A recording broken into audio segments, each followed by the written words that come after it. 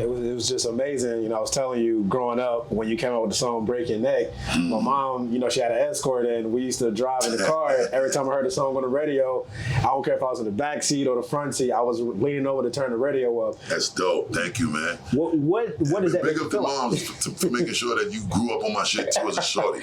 You already know, man. That's what's up. What was the biggest accolade you think in the early 2000s for you as an artist?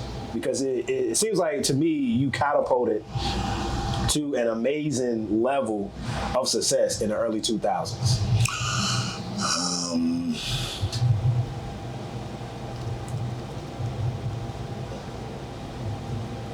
I don't know if it was one particular accolade that was the biggest. Yeah. I think it was a collective.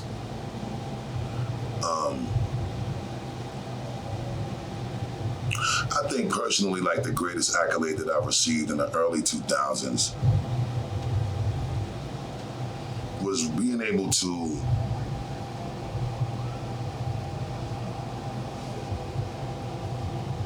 which I think is like one of the most key things when it comes to any artist and longevity, is being able to transition. Yeah. And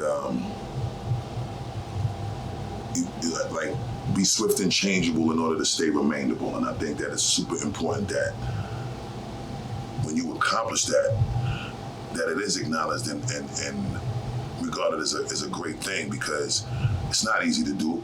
Reinventing is not easy to do. Evolving is not easy to do, because, you know, you got to learn how to walk that fine line without abandoning what people have grown to know and love about you to begin with. Yeah. So it's like, how do you become something new and fresh again and again and again without abandoning what people has always been attached to from the beginning, which is why they love you in the first place. Yeah. So it's like, that shit is like, for each artist and for each individual that has actually stood on something that separates them from everything else, and you're not an obvious, you know, I'm not saying that we don't influence each other, and I'm not saying that, you know, everything that's happening has already been done under the sun. Everything that's happening has already been done in some fashion, form, or the other.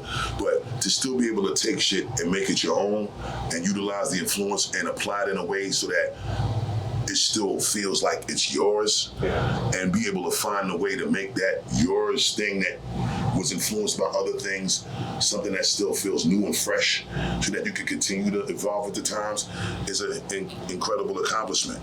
And I think for me, you know, coming out of the 90s, going into the 2000s, when that transition was important for a lot of artists from my alumni that didn't do it, I definitely pat my motherfucking self on the back, Playboy.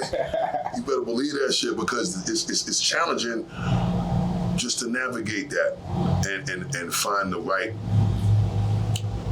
left or right turn that you gotta make when you get to that crossroad. You know what I mean? So I've been fortunate.